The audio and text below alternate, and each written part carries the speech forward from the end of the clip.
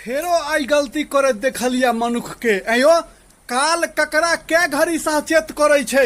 अपना जान से ज्यादा प्यारा मनुख के आरो कौन चीज छे संसार में जे एना भ रहल छे। तुरंत अपना आंख से देखलिए या बाइक से चल रहल छे आदमी, ओकरा फोन के घंटी बजले, ओ फोन उठल के गाड़ी रोक के बदला वही स्पीड में चलत ओ कान में लगा लेलकै।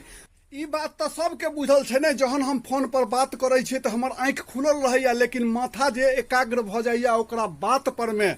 आई अवस्था में हम बहुत जल्दी सचेत नहीं भ पाबै छियै जैसे दुर्घटना भ जाइया।